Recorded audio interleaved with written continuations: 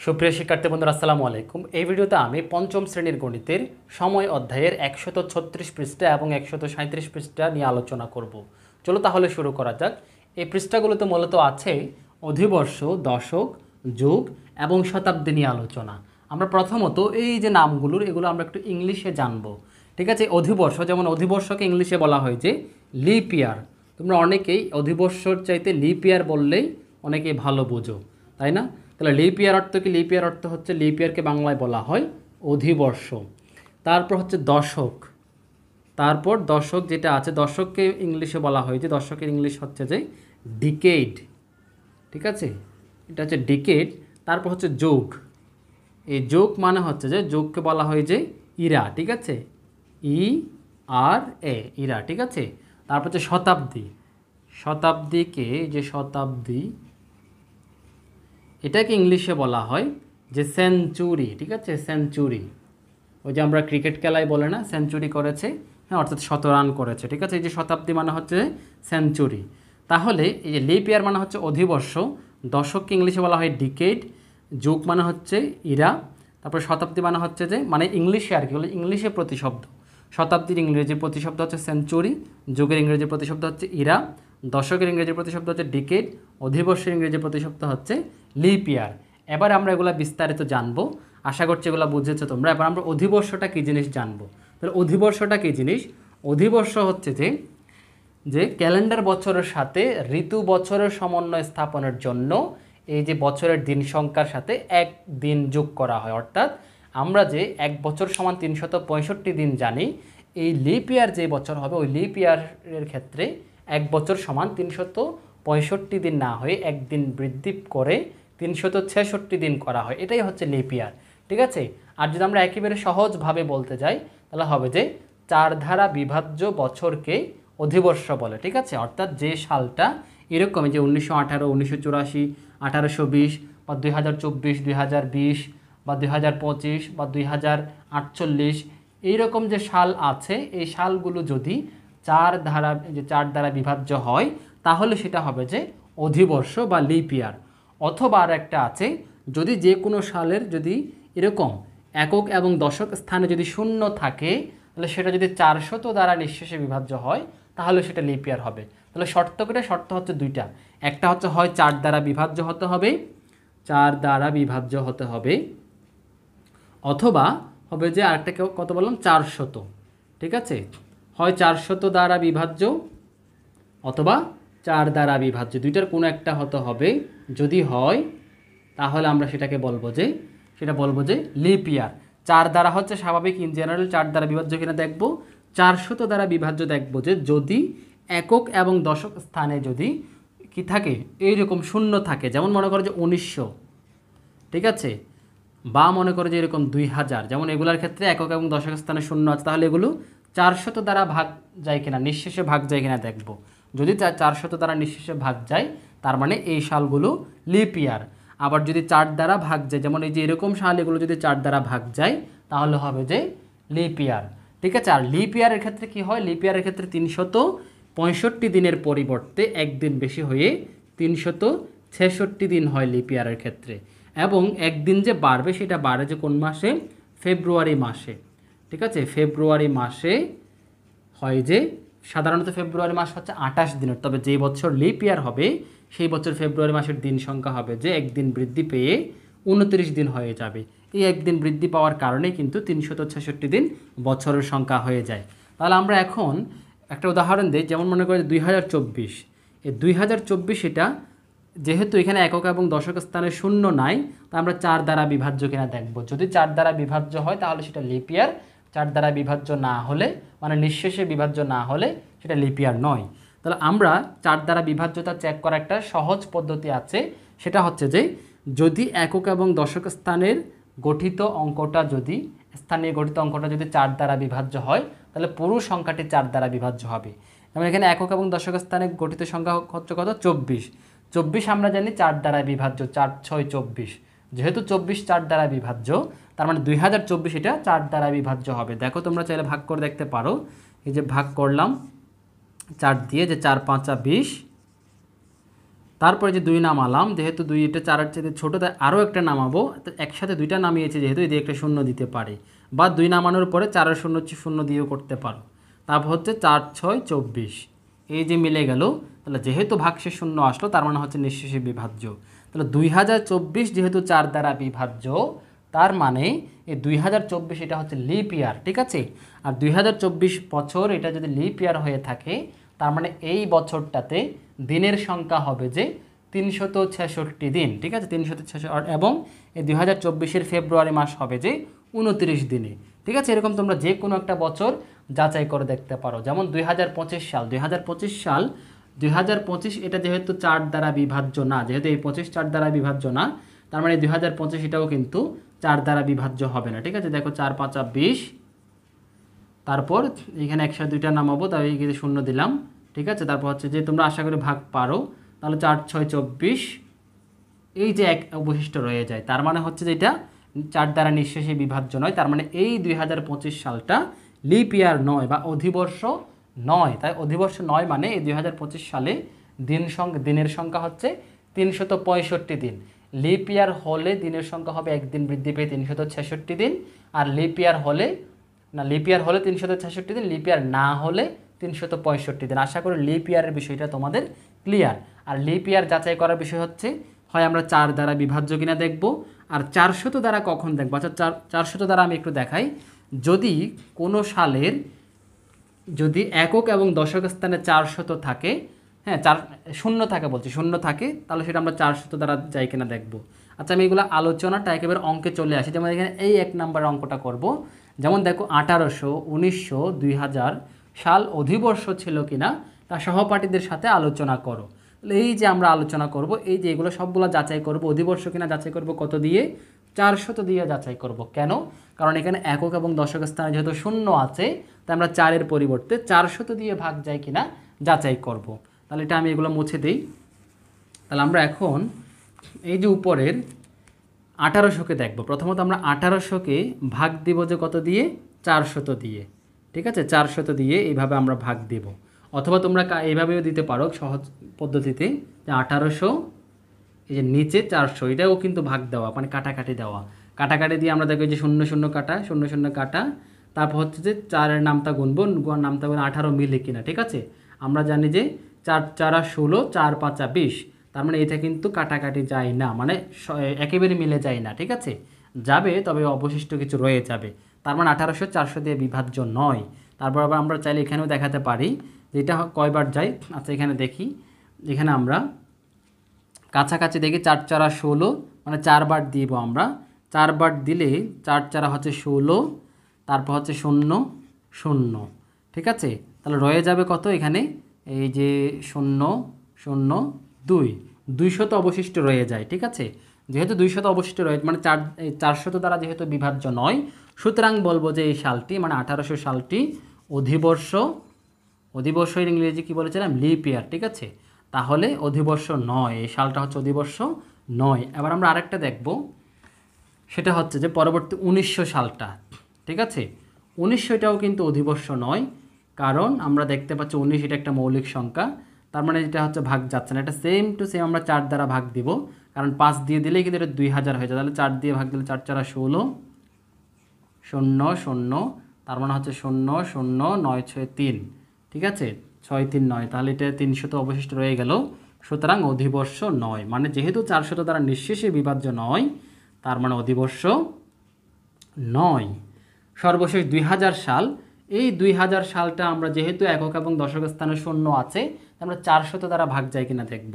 তাহলে 400 দ্বারা ভাগ দিয়ে আমরা দিলে এই 20 মেলানোর জন্য 4 5 20, তার মানে হচ্ছে 5 বার যদি দিই, 5 বার দিলে 4 5 20, দুইটা শূন্য আছে, 5 0 0 0, তাহলে 2000 বরাবর যেহেতু মিলে গেল। এই যে দেখো, যেহেতু 2000 এটা 400 দ্বারা নিঃশেষে বিভাজ্য, তার মানে এই সালটি, মানে 2000 সালটি অধিবর্ষ, ঠিক আছে। এটা হচ্ছে কি বর্ষ, এটা হচ্ছে অধিবর্ষ, হ্যাঁ। তার মানে হচ্ছে যে এটা এগুলো অধিবর্ষ নয়, এটা অধিবর্ষ। তাহলে অধিবর্ষ এবং অধিবর্ষ নয়ের মধ্যে পার্থক্য কি? পার্থক্য হচ্ছে যেগুলো অধিবর্ষ নয়, এই সালগুলোতে দিনের সংখ্যা হচ্ছে 300, আমি জাস্ট বোঝানোর জন্য, এগুলো হচ্ছে 365 দিন, অর্থাৎ এখানে হবে 365 দিন। তাহলে এখানে হবে যে কত 366 দিন হয়ে যাবে। তাহলে একদিন যে বাড়বে এটা কোন মাসের ক্ষেত্রে বাড়বে? ফেব্রুয়ারি মাসের ক্ষেত্রে। ফেব্রুয়ারিতে 28 দিন না হয়ে এগুলোতে 28 দিন, তবে এটার ক্ষেত্রে ফেব্রুয়ারিটা 29 দিন। আশা করি বুঝতে পেরেছো। এবারে যে দেখো, এবার হচ্ছে 4 দ্বারায়, যেগুলো দেখবো যে আমরা 4 দ্বারা বিভাজ্য কিনা দেখব। যেহেতু এগুলো একক এবং দশক স্থানে শূন্য নাই, তার মানে এগুলো 4 দ্বারা বিভাজ্য যায় কিনা দেখব। 1918 প্রথমত একইভাবে দেখব আমরা 1918। তাহলে 4 দ্বারা বিভাজ্য কিনা আমি সহজেই একটা পদ্ধতি বোঝালাম একটু আগে, তোমরা আশা করি এগুলো এখন পারবে। যে একক এবং দশক স্থানে 18 কি 4 দ্বারা বিভাজ্য? আমরা জানি 4 6 না 4 4 16, মানে 4 4 16 আছে, 4 5 20 হয়, বেশি হয়ে যায়, 18 মিলেন, অর্থাৎ 18 4 দ্বারা বিভাজ্য নয়। তার মানে এই 1918 এটাও কিন্তু, বা 1918 এটা কিন্তু 4 দ্বারা বিভাজ্য হবে না। যাচাই করে দেখতে পারো চাইলে। এই যে 4 4 16 বিয়োগ করলে 3, তাহলে উপর থেকে 1 নামাবো, 31 এটা কয়বার যায়? হ্যাঁ, তাহলে 4 6 24, 4 7 28, হ্যাঁ 4 7 28 দিই, 4 7 28 বিয়োগ করলে 3, উপরে 38 হচ্ছে 4, এই যে এটা হচ্ছে 4 10 40, 4 নং 36 পর্যন্ত যায়। তার মানে অবশিষ্ট 2 রয়ে যায়। যেহেতু অবশিষ্ট রয়ে যাচ্ছে মানে নিঃশেষে ভাগ যাচ্ছে না, তার মানে এটাকে আমরা বলবো যে সুতরাং এটা হচ্ছে অধিবর্ষ নয়, অধিবর্ষ নয় বা লিপ ইয়ার নয়। ঠিক আছে, তারপর হচ্ছে আমাদের 1984, এটাকে দেখব। তাহলে এটাকে আমরা প্রথমত 4 দ্বারা ভাগ যায় কিনা দেখব। তাহলে 4 দ্বারা ভাগ কিন্তু একেবারে সংক্ষেপে দেখার সাথে মানে আমরা মনে মনে করতে পারি কিভাবে, এই 84টা 4 দ্বারা বিভাজ্য কিনা। 84 আমরা 4 দ্বারা বিভাজ্য কেমনে দেখবো? যেমন 8, এটা কিন্তু 4 দ্বিগুণে 8, 4 একে 4, তার মানে 84 কিন্তু 4 দ্বারা বিভাজ্য। তার মানে এই পুরো সংখ্যাটিও 4 দ্বারা বিভাজ্য হবে। এবার আমরা যাচাই করি। দেখো 4 প্রথমত 19-এর মধ্যে 4 4 4 16 দিলাম, এখানে 3 নামলো বিয়োগ করে। এবার হচ্ছে 38, 38-এর মধ্যে কয়বার যাবে? 4, যে 4 8 32, 4 নং 36, এই 4 নং 36 পর্যন্ত দিয়ে আমরা 4 নং 36 দিলাম, বিয়োগ করলে 2 পাবো। এবার উপর থেকে 4 নামালাম, তারপর 4 6 24, যেহেতু বরাবর মিলে গেল তার মানে হচ্ছে যে এটা হচ্ছে যে অধিবর্ষ। আর আমরা এই যে ভাগ না করেও কিন্তু মনে মনে করে এটা হচ্ছে অধিবর্ষ। আচ্ছা, অধিবর্ষ। তাহলে দেখো মনে মনে কেমনে করে ফেললাম, মনে মনে করলাম যে যেহেতু একক এবং দশক স্থানের নিয়ে গঠিত সংখ্যা 84টা 4 দ্বারা বিভাজ্য, সুতরাং 1984ও 4 দ্বারা বিভাজ্য। এটা হচ্ছে বিভাজ্যতার নিয়ম।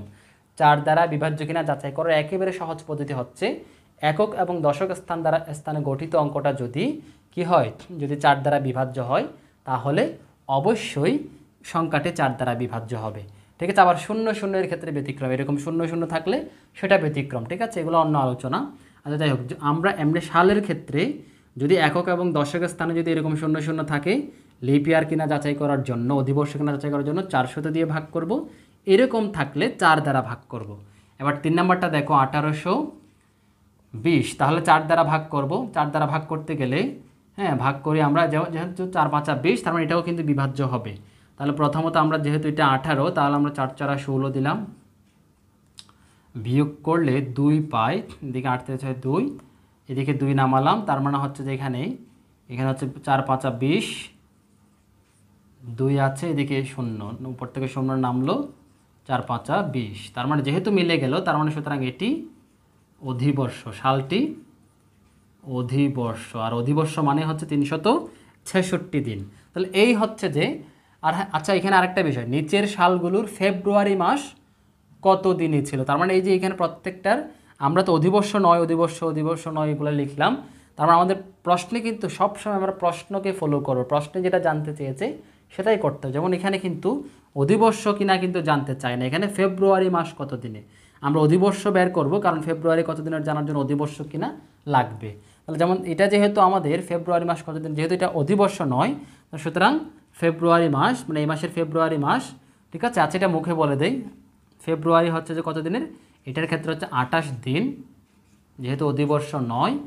অধিবর্ষ যেটা এটার ক্ষেত্রে হচ্ছে ফেব্রুয়ারি, এটা হচ্ছে ফেব্রুয়ারি, তোমরা নিচে লিখবা যে ফেব্রুয়ারি, এটার ক্ষেত্রে হচ্ছে 29 দিন, যেহেতু এটা অধিবর্ষ তাই 29 দিন, লিপ ইয়ার হলো 29 দিন। এটার ক্ষেত্রেও হচ্ছে ফেব্রুয়ারি, হ্যাঁ যে ফেব্রুয়ারি হচ্ছে 29 দিন। আশা করি বুঝতে পেরেছো। তার মানে আমরা এই যে এটার ক্ষেত্রে অধিবর্ষ নয় বিদায়, তাহলে এটা 28 দিনে, এটা হচ্ছে অধিবর্ষ বিদায় 29 দিন, অধিবর্ষ বিদায় 29 দিন। আশা করি খুব সহজে বুঝতে পেরেছো। এটা হচ্ছে মূলত 136 পৃষ্ঠার আলোচনা। এবার আমরা 137 পৃষ্ঠার আলোচনায় যাব। এই 137 পৃষ্ঠার বিষয়গুলো হচ্ছে অনেক অনেক বেশি গুরুত্বপূর্ণ, তাই তোমরা অনেক বেশি মনোযোগী হও। ঠিক আছে, তাহলে প্রথমত আমরা এই যে উপরের এই অঙ্কগুলো করার আগে এই নিচের এই বিষয়গুলো একটু জানবো। দেখো, ধারাবাহিক 10 বছরের সময়কাল হলো 1 দশক, ধারাবাহিক 12 বছরের সময়কাল হলো 1 যুগ, তারপর ধারাবাহিক 100 বছরের সময়কাল হলো 1 শতাব্দী। ধারাবাহিক মানে হচ্ছে একটানা হতে হবে। ঠিক আছে, তাহলে একটানা 10 বছর যদি হয় সেটাকে 1 দশক বলে, ইংলিশে যেটাকে ডিকেড বলেছিলাম। 12 বছরের সময়কাল হলো 1 যুগ, ধারাবাহিক 100 বছরের সময়কাল হলো 1 শতাব্দী। আমাদের জাস্ট মনে রাখতে হবে যে 1 শতাব্দী মানে 1 বছর, 100 বছর, 1 শতাব্দী মানে হচ্ছে 100 বছর, 1 যুগ মানে হচ্ছে যে 12 বছর, এবং 1 দশক মানে হচ্ছে 10 বছর। ঠিক আছে, আরেকবার বলছি, 1 দশক মানে 10 বছর, 1 যুগ মানে হচ্ছে 12 বছর, 1 শতাব্দী মানে হচ্ছে 100 বছর। ঠিক আছে, শতাব্দীকে ইংলিশে বলা হয় যে সেঞ্চুরি। ঠিক আছে, তারপরে এই যে যুগকে বলা হয় যে ইরা, দশককে বলা হয় যে ডিকেড। এবং এর আগে যে অধিবর্ষ সম্পর্কে তোমাদের আশা করছি আর কারো সমস্যা নেই। তাহলে এই 3টা লাইন আশা করি তোমরা খাতায় তুলে নিয়েছো, না লিখলে এখন লিখে নাও। এই 3টা লাইন এখন আমি মুছে দেবো। ঠিক আছে, তারপর আমি অঙ্কের আলোচনায় যাব। আশা করছি তোমরা এই যুগ, শতাব্দী, দশক সম্পর্কে ধারণা পেয়েছো। এগুলো আর বেশি বোঝার কিছু নাই, জাস্ট মুখস্থ করে নেবে। 1 দশক মানে 10 বছর, 1 যুগ মানে 12 বছর, 1 শতাব্দী মানে 100 বছর। ঠিক আছে, এবার আমরা অঙ্কে যাব।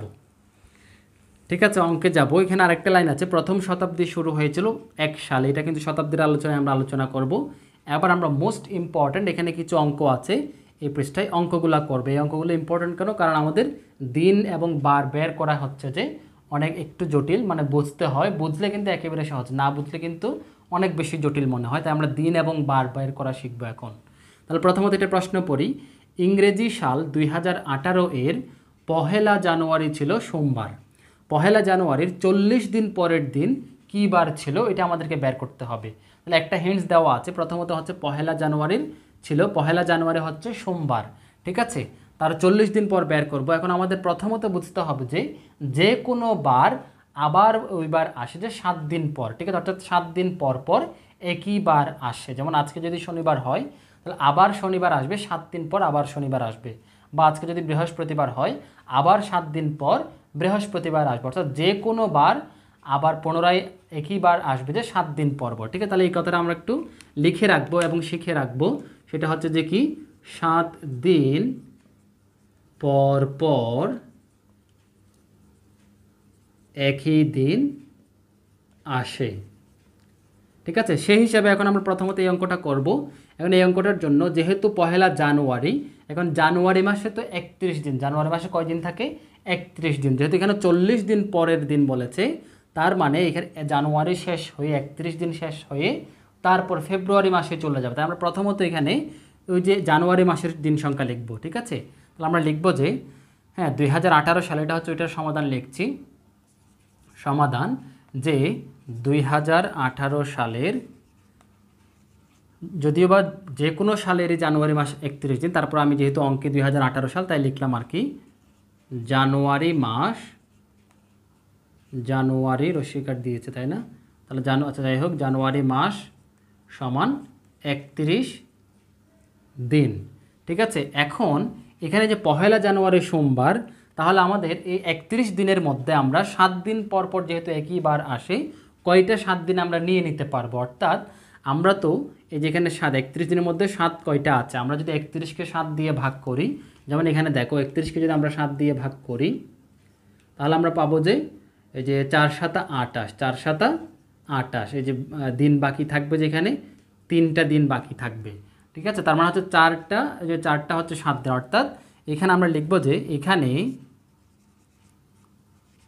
এখানে যেহেতু 7 দিন পর পর ওই যে একই দিন আসে, একই বার আসে। ঠিক আছে, দিন বা বার, একই বার, এই যেখানে লিখতে পারে একই বার বা দিন আসে। এখানে এই যে 4 গুণ 7, তাহলে 4 গুণ 7 সমান সমান কত? 28। 28 দিন পর, 28তম দিন না, কিন্তু 28 দিন পর মানে কততম দিন? 29তম দিন। তার মানে 28 দিন পর, অর্থাৎ 29 জানুয়ারি কী বার বলো দেখি? সোমবার। যেহেতু আমাদের পহেলা জানুয়ারি যেহেতু সোমবার, হ্যাঁ পহেলা জানুয়ারি হচ্ছে যেহেতু সোমবার, তার মানে 29 জানুয়ারি হবে যে আমাদের সোমবার। ঠিক আছে, আমরা এখানে একটা লাইন তোমরা চাইলে লিখতে পারো, লাইনটা আমি লিখি নাই, তোমরা চাইলে লিখতে পারো, যেটা দেওয়া আছে যে পহেলা জানুয়ারি ছিল সোমবার বা পহেলা জানুয়ারি সোমবার। তারপর লিখতে পারো যেখানে 4 গুণ 7 বা 28 দিন পর অর্থাৎ 29 জানুয়ারি সোমবার। এই বিষয়টা আমি আরও একবার বলছি, যারা বুঝেছো তোমরা একটু ধৈর্য ধরো, হ্যাঁ বাকি যারা বোঝো না একটু একটু খেয়াল করো। 28 দিন পর কেন 29 জানুয়ারি সোমবার হলো? কারণ আমরা লিখেছি বা আমরা জানি যে 7 দিন পর পর একই বার আসে। ঠিক আছে, তাহলে সেই হিসেবে এই যে 31 দিনের মধ্যে কয়টা 7 আছে? আমরা প্রথম 7 দিন মনে করো যে প্রথম 7 দিন পর একটা সোমবার আসলো, আবার একটা 7 দিন পর আবার সোমবার আসলো, আবার 7 দিন পর আরেকটা সোমবার আসলো, আবার 7 দিন পর আরেকটা সোমবার আসলো। এইভাবে কয়টা 7 চলে গেলো যে 7, 14, হ্যাঁ 21, তারপর হচ্ছে 28। এটা 28 দিন পর 29তম দিনে গিয়ে 29তম দিনে গিয়ে দিন গিয়ে আসলো যে আমাদের সোমবার। এটাই আমি লিখেছি যে 28 দিন পর অর্থাৎ 29 জানুয়ারি হচ্ছে যে সোমবার। এখন দিন বাকি আছে কয় দিন? দিন বাকি আছে যে আমাদের জানুয়ারি মাসে আছে যে 29 জানুয়ারির পর, হ্যাঁ দিন বাকি আছে 30 জানুয়ারি আছে। তাহলে 30 জানুয়ারি কী বার হবে? তোমরা এখন আমি জাস্ট বোঝানোর জন্য আমি একেবারে সহজভাবে লিখি, তোমরা চাইলে এইভাবে রাফ করতে পারো যে 30 জানুয়ারি, 29 পর 30 জানুয়ারি, 31, তারপরে যে 31-এর পরে ফেব্রুয়ারিতে চলে যাবে। ফেব্রুয়ারির 1 তারিখ, 2 তারিখ, 3 তারিখ, 4 তারিখ, 5 তারিখ, 6 তারিখ, 7 তারিখ, এইভাবে যাবে আর কি। এখন আমরা কত দিন নেব? আমরা নেব যে 40 দিন পর্যন্ত। তাহলে এই জানুয়ারি যদি 31 দিন চলে যায় তাহলে আমরা জাস্ট রাফ করতে পারি এখানে যে 40 থেকে 31 বাদ দিলে কত? হ্যাঁ 40 থেকে 31 বাদ গেলে এখানে আর থাকবে যে 9 দিন, তাই না? তার মানে আমাদের এই যে এখানে 29 দিন চলে গেল, 29 দিন এখানে আমরা 9 দিন নেব। কয় দিন নেব? 9 দিন। তার মানে 7, 8, 9। ঠিক আছে, এই 9 তারিখে গিয়ে আমরা পাবো যে ওই যে 40তম দিন। এখন 40তম দিন কী বার? এই যে 9 তারিখে কী বার আসে এটা আমরা এখন হিসাব করব। এই তারিখগুলো আমি জাস্ট লিখে নিলাম যাতে আমরা একেবারে ভেঙে ভেঙে করতে পারি। তাহলে দেখো 29 জানুয়ারি হচ্ছে সোমবার, তাহলে 30 জানুয়ারি কী বার? সোমবারের পর যে বার হয় মঙ্গলবার, সোমবারের পর যে বার হয় সেই বার। তাহলে 30 জানুয়ারি হচ্ছে মঙ্গলবার, 31 জানুয়ারি হচ্ছে যে বুধবার, 1 তারিখ হচ্ছে যে বৃহস্পতিবার, ঠিক আছে, তারপর হচ্ছে যে শুক্রবার, তারপর হচ্ছে আবার শনিবার আসবে, শনিবার, রবিবার, সোমবার, মঙ্গলবার, বুধবার, বৃহস্পতিবার, শুক্রবার। ঠিক আছে, তাহলে 9 তারিখ কী বার আসলো? শুক্রবার। আমি এখানে দেখো এখানে নোট দিয়ে রাখছি যে 9 তারিখ আসলো যে শুক্রবার, এবং 9 তারিখ এটা কততম দিন? এই ফেব্রুয়ারির 9 তারিখ এটা কিন্তু 40তম দিন। তাহলে 40তম দিন কী বার? শুক্রবার। ঠিক আছে, মিলতে হবে কিন্তু তোমাদেরও শুক্রবার মিলতে হবে, শনিবার মিললে কিন্তু অঙ্ক ভুল, বা বৃহস্পতিবার মিললে অঙ্ক ভুল হবে। তাহলে 9 তারিখ মানে 40তম দিন শুক্রবার মিলতে হবে। কিভাবে? আবার দেখো 29 জানুয়ারি সোমবার, এটা আশা করি বুঝতে পেরেছো। তারপর সোমবারের পর এই 30 তারিখ, তাহলে সোম, মঙ্গল, বুধ, বৃহস্পতি, শুক্র, শনি, রবি, সোম, মঙ্গল, বুধ, বৃহস্পতি, শুক্রবার। তাহলে 9 তারিখ বা 40তম দিন হচ্ছে শুক্রবার। এবার প্রশ্নে বলেছে 40 দিন পরের দিন। ঠিক আছে, এই যে পরের দিন অর্থাৎ 40 দিন যদি শুক্রবার হয় তাহলে উত্তর কিন্তু আমরা শুক্রবার লিখব না, উত্তর লিখব যে 40 দিনের পরের দিন। তাহলে পরের দিন কী বার হবে? পরের দিন হবে যে শনিবার। তাহলে উত্তর হবে যে এখানে শনিবার। তাহলে আমরা এখন কথা কি লিখব? কথা আমরা নিজেদের মতো করে সাজিয়ে লিখলেই হয়। তাহলে আবার লিখব যে আমরা তাহলে এই যে সুতরাং সরাসরি এখানে লিখতে পারি, সুতরাং যেহেতু আমরা এখানে রাফ করে বের করে নিলাম, ঠিক আছে, এটা বের করে নিলাম, এখানে দেখাতে হবে না, আমরা জাস্ট এখানে পাশে রাফটা থাকলে হবে, আমরা ফাইনাল কথাটা লিখে দিতে পারি। সুতরাং পহেলা জানুয়ারির পহেলা, এই যে দেখো এটা কিন্তু একলা পড়বা না, ঠিক আছে, এটাকে পড়বা যে পহেলা। ঠিক আছে, তাহলে কী বলবো? পহেলা জানুয়ারির 40 দিন পর পরের দিন, 40 দিন পরের দিনটি হলো শনিবার। ঠিক আছে, আশা করি বুঝতে পেরেছো। মোস্ট ইম্পর্টেন্ট বিষয় হচ্ছে যে এই অঙ্কের ক্ষেত্রে তোমাদের এই 40তম দিন শুক্রবার পেতে হবে। কেউ যদি শনিবার পেয়ে থাকো তাহলে কিন্তু পরের দিন হিসেবে উত্তরে রবিবার লিখতে হবে। তাহলে রবিবার লিখলে উত্তর ভুল। তোমাদের অবশ্যই 40তম দিন শুক্রবার মিলতে হবে, তাহলে পরের দিন শনিবার আসবে, কারণ এখানে প্রশ্নে বলেছে পরের দিন। এবং তোমরা পরীক্ষায় অবশ্যই এটা খেয়াল করবা যে 40তম দিন বলেছে, উত্তরে কি 40তম দিন জানতে চেয়েছে নাকি 40তম দিনের পরের দিন জানতে চেয়েছে। যদি এরকম পরের দিন উল্লেখ করা থাকে, তার মানে যেটা হবে যে যততম দিন সেটার ঠিক পরের দিনটাই হবে যে উত্তর। এবার আমরা আশা করছি তোমরা এটা বুঝতে পেরেছো, কারো কোনো কনফিউশন নেই। এবার আমরা কি করব, পরবর্তী প্রশ্নে যাব। দেখো এটাও কিন্তু এটার সাথে লিঙ্ক আপ আছে। দেখো 2018 সালের 3রা ফেব্রুয়ারি সপ্তাহের কী বার ছিল। তার মানে এখানে এটাকে পড়বা যে কি 3রা, ঠিক আছে। এটা কিন্তু আমি আরেকটা পর্বে বলেছিলাম এটাকে উচ্চারণ করতে হয় 3রা, ঠিক আছে।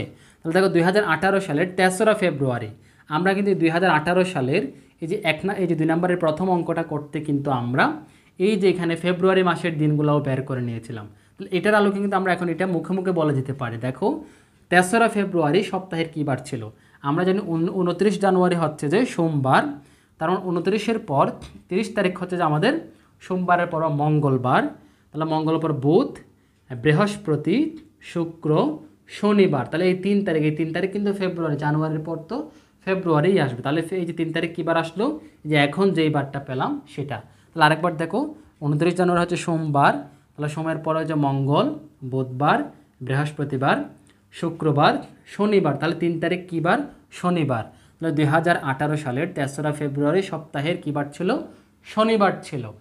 এটা কিন্তু এটা কিন্তু সরাসরি প্রশ্নে কিন্তু এইভাবে আসবে না, কারণ এটা কিন্তু এটার সাথে লিঙ্ক আপ। আসলে দুইটা একসাথে আসবে, কারণ আমাদেরকে জাস্ট এই কিচ্ছু দেওয়া নাই। যদি জাস্ট বলে 2018 সালের 3রা ফেব্রুয়ারি সপ্তাহের কী বার ছিল, এটা কিন্তু উত্তর দেওয়া সম্ভব না, কারণ আমাদের এখানে কোনো ক্লু দেওয়া নাই। কিন্তু এটার ক্ষেত্রে ক্লু দেওয়া আছে, কারণ এটা এবং এটা কিন্তু একসাথে যুক্ত, কিন্তু এটা সৃজনশীল প্রশ্নের মতো একটার সাথে আরেকটা কানেক্টেড। অর্থাৎ এইটার আলোকে 2018 সালের 3রা ফেব্রুয়ারি সপ্তাহের কী বার ছিল।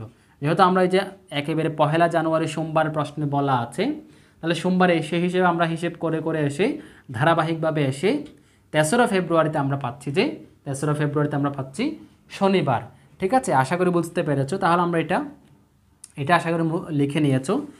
মুছে দিচ্ছি, মুছে দিয়ে আমরা এটার উত্তর লিখব যে এটার উত্তর হবে যে 2018 সালের 3রা ফেব্রুয়ারি হচ্ছে যে সংক্ষেপে লিখে দিই 3রা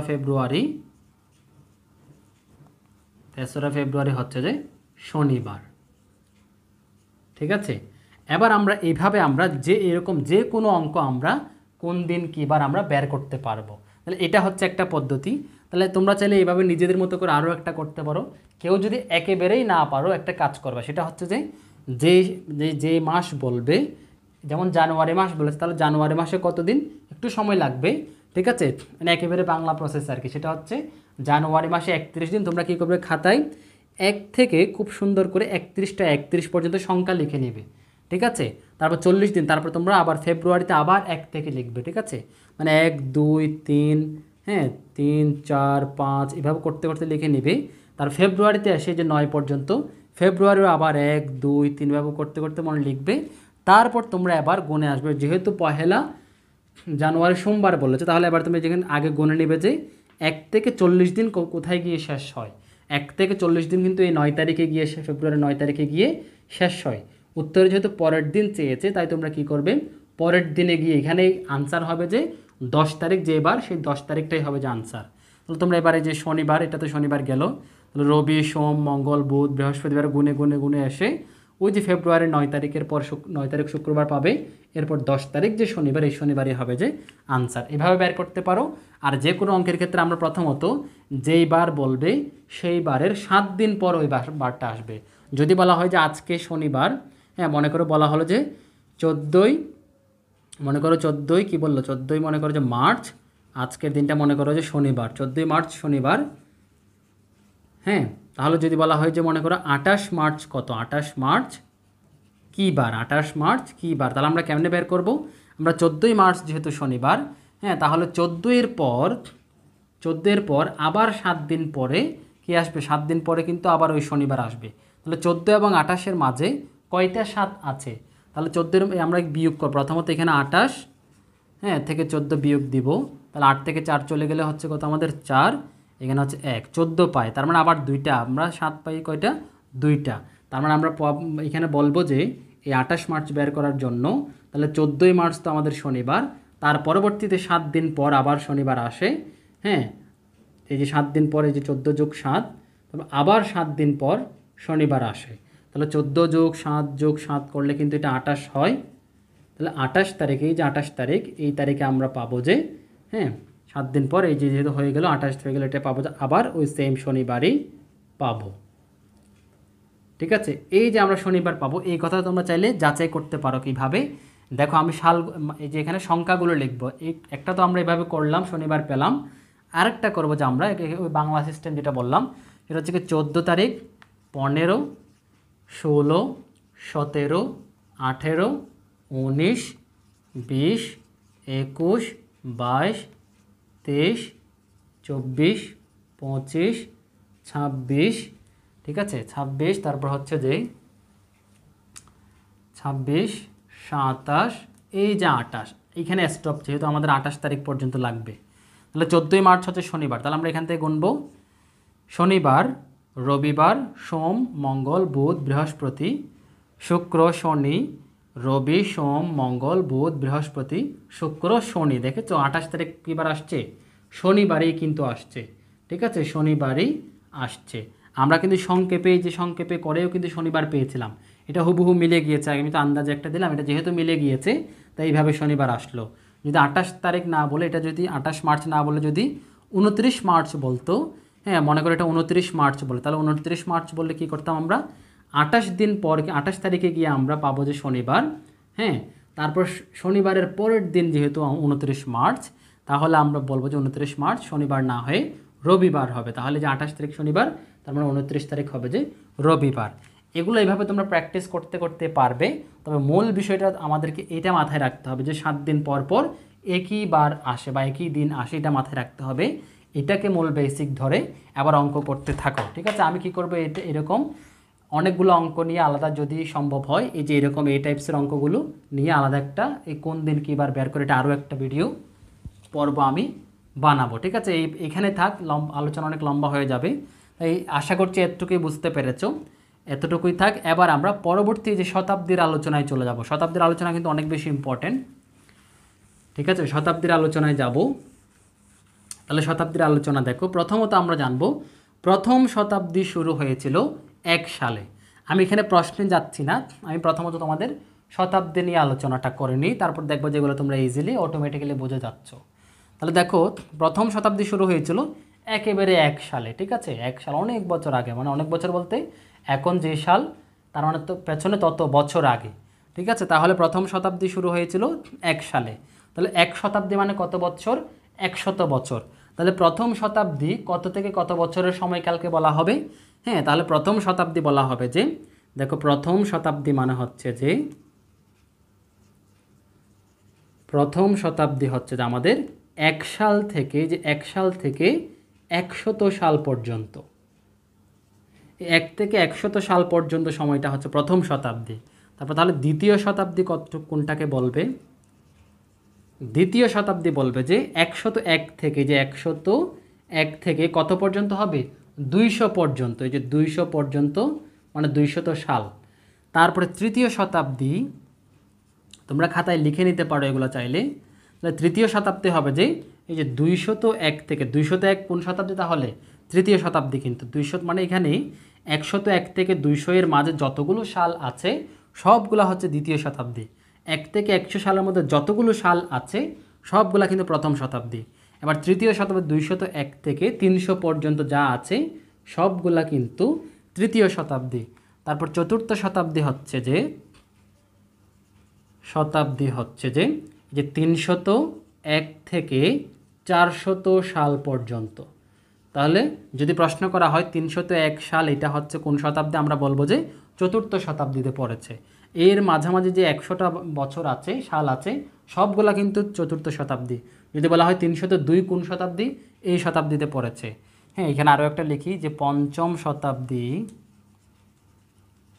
হচ্ছে 401 থেকে কত 500 পর্যন্ত, 500 সাল। ঠিক আছে, তারপর আমরা আরও লিখবো, তাহলে এগুলো লিখে নিয়েছো আশা করি। তারপর এবার পঞ্চমের পর ষষ্ঠ শতাব্দী, তাহলে ষষ্ঠ শতাব্দী সমান এই যে 500 শেষ হয়েছে, তাহলে আমরা লিখব যে 501 থেকে 600 সাল। তারপর সপ্তম শতাব্দী 601 সাল থেকে 700 এর মধ্যে যা যা সাল আছে সবগুলো হচ্ছে সপ্তম শতাব্দী। তারপর হচ্ছে অষ্টম শতাব্দী,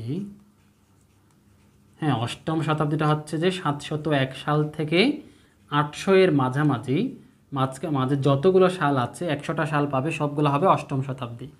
তারপর হচ্ছে আমাদের নবম শতাব্দী। দেখো নবম শতাব্দী হচ্ছে যে নবম শতাব্দী 801 থেকে 900 সাল। তারপর হচ্ছে দশম শতাব্দী, আমি সবগুলো লিখে দিচ্ছি, তোমরাও লিখে নাও, ভিডিও লম্বা হলে হোক, আমি কিন্তু হ্যাঁ বিষয়গুলো ক্লিয়ার করে ছাড়বো। আমি ভিডিও যতটুকু লম্বা হবে হোক, আমি মূল বিষয়গুলো আলোচনা করে যাব, হ্যাঁ যাদের দরকার দেখবে আর কি। দশম শতাব্দী হচ্ছে কত, 901 সাল থেকে একেবারে 1000 সাল। এখানে ভুল করবো না, এটা কিন্তু 901 থেকে এরপর কিন্তু 1000 সালে চলে আসলাম। তাহলে এর মাঝখানে যতগুলো আসবে, যেমন 950 সাল কোন শতাব্দীর, 950 এখানে কোথায় পড়েছে, এটাতে পড়ে, তাহলে 950 দশম শতাব্দী। ঠিক আছে, তাহলে এই যে 1000 সাল এটা কোন শতাব্দী, এটা দশম শতাব্দী। তারপর আমরা দশম শতাব্দীর পর আলোচনাগুলো লিখে নিয়েছো আশা করি, ভিডিও পজ করে লিখতে পারো, আমি এগুলো মুছে দিই। ঠিক আছে, এবার এই যে লিখবো যে আমরা দশমের পরে এই যে 11, হ্যাঁ তাহলে 11তম শতাব্দী, হ্যাঁ 11তম শতাব্দী হচ্ছে কোনটা পাবো, ওই যে 1000, এই যে এখানে মোস্ট ইম্পর্ট্যান্ট দেখো, এই যে 1001 থেকে 1001 সাল, 1001 সাল থেকে অনেকে ভুলটা করে, সেটা কি 1001 থেকে এটা হবে যে 1100। ঠিক আছে, 1100 সাল, এটা কিন্তু অনেকেই ক্রিটিক্যাল, এটা কিন্তু অনেকে ভুল করে কিন্তু, ঠিক আছে এটা ভুল করলে চলবে না। 1001 থেকে এই যে 1100 সাল, এখানে এটাই হচ্ছে যে আমাদের 11তম শতাব্দী।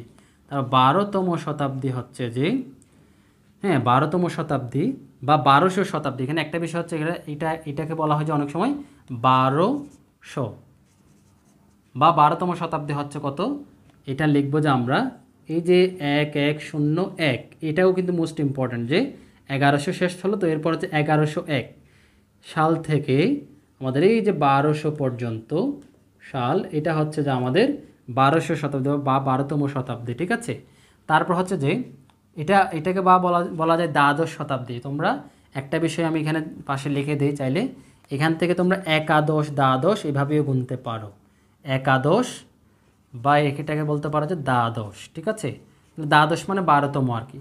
তাহলে দ্বাদশ শতাব্দী হচ্ছে 1101 থেকে 1200 সাল।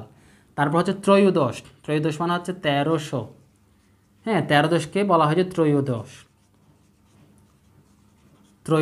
তারপর চতুর্দশ, পঞ্চদশ, এগুলো আশা করে জানো, আমি সংক্ষিপ্ত রূপটা লিখি।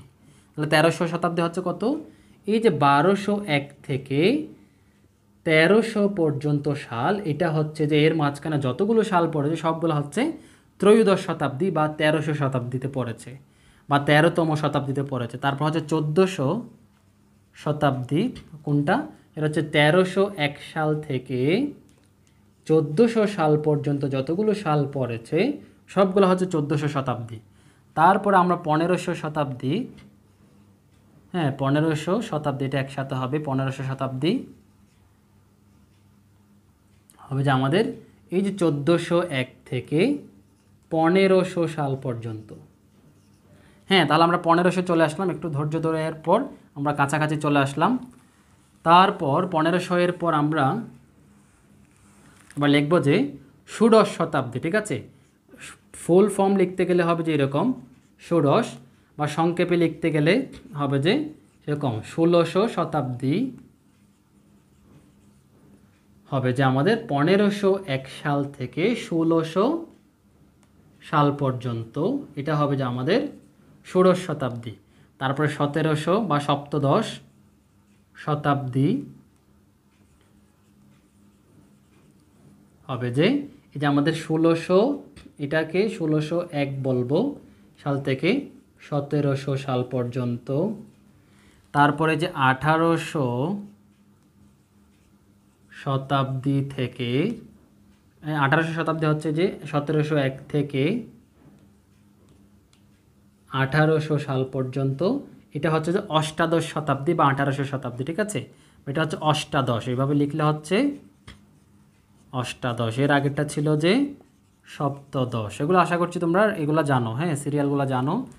তারপর হচ্ছে যে আমাদের 1900 শতাব্দী বা এটাকে বলা হয় যে 1900টাকে বা বলা হয় যে ঊনবিংশ, ঠিক আছে। ঊনবিংশ শতাব্দী হচ্ছে যে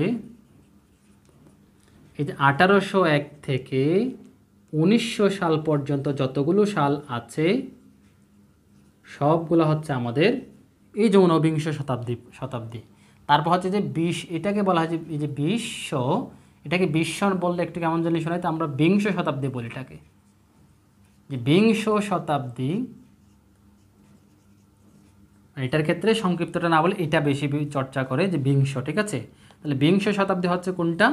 বিংশ শতাব্দী হচ্ছে যে এই যে 1901 থেকে 2000 সাল, হ্যাঁ, মোস্ট ইম্পর্টেন্ট যেগুলো, এই যে রিসেন্ট যেগুলো, এগুলো অনেক ইম্পর্টেন্ট। দেখো আমি কিন্তু একেবারে 1 সাল থেকে দেখায় আসছি তোমাদের, হ্যাঁ, যাতে একেবারে বেসিকটা ক্লিয়ার হয়ে যায়। তাহলে বিংশ শতাব্দী হচ্ছে 1901 থেকে 2000 সাল পর্যন্ত।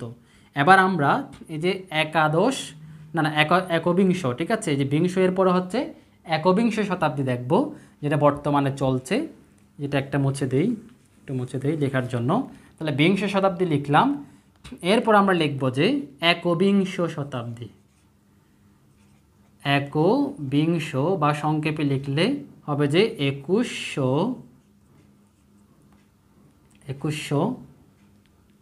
শতাব্দী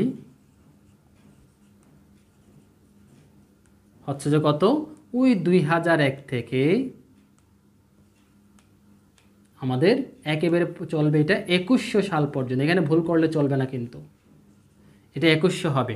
2001 থেকে 2100 সাল হচ্ছে যে এই যে একবিংশ শতাব্দী, যেটা বর্তমানে চলছে। এই শতাব্দীটা কিন্তু এটা বর্তমানে চলছে। আমরা কিন্তু এখানে আছি যে এখানে 2001 এখন যে সালটা চলছে 2025, হ্যাঁ, যেমন আমি এই ভিডিওটা বানাচ্ছি 2025 সালে, পরবর্তী 26 সাল হলে 26 সাল, 27 সাল, এগুলো সবগুলা কিন্তু এই শতাব্দীতে পড়বে, একবিংশ শতাব্দীতেই পড়বে। তাহলে তো আমরা কিন্তু একেবারে সিরিয়ালি দেখালাম একবিংশ শতাব্দী। এটা কিন্তু বলা হয় যে বা 21 শতকও বলা হয়। এই যে একবিংশ মানেই তো হচ্ছে 21, তাই না? তাহলে 2100 শতাব্দী বলুক বা 21 শতক বলুক, হ্যাঁ, এই 21 শতক মানে হচ্ছে যে এই 2001 সাল থেকে 2100 সালের মাঝখানে যতগুলো সাল পড়বে সবগুলাই হচ্ছে একবিংশ শতাব্দী। তারপরে এই যে তোমরা আশা করি খাতায় লিখে নিয়েছো একেবারে শুরু থেকেই, এই সবগুলো হচ্ছে শতাব্দী। এবার আমরা দেখব যে প্রশ্নে যাই। এবার এখানে প্রশ্ন আছে যে 1600 এবং 1701 সালে কোন শতাব্দী ছিল? তোমরা তোমাদের খাতায় যে লিখেছো লিস্ট থেকে দেখো 1600 সাল কোন শতাব্দী, 1701 সাল কোন শতাব্দী, ঠিক আছে। একটু চিন্তা করো তারপর তোমরা নিজেরাই দেখতে পাবে কোন শতাব্দী। যেমন আমি যদি বলে দিই এই 1600 সাল যেটা, এই 1600 সাল এটা হচ্ছে আমাদের ষোড়শ শতাব্দী, ঠিক আছে। 1600 সাল হচ্ছে ষোড়শ শতাব্দী বা এই যে 1600 শতাব্দী বা হচ্ছে ষোড়শ যদি আমি লিখে দেই সেটা হচ্ছে এই যে এরকম ষোড়শ শতাব্দী হচ্ছে যে আমাদের এই 1600। তা 1701 সাল এটা কোনটা? 17 যদি দেখো এখানে 1801, তো 1801 এর আগেই ছিল যে 1701, এটা তার মানে এটা হচ্ছে 1900, তার মানে ওইটা হবে যে কত, অষ্টাদশ, ঠিক আছে। এটা হবে যে অষ্টাদশ বা 18তম শতক বা অষ্টাদশ। তাহলে এই যে 1701 সাল এটা কোন শতাব্দী?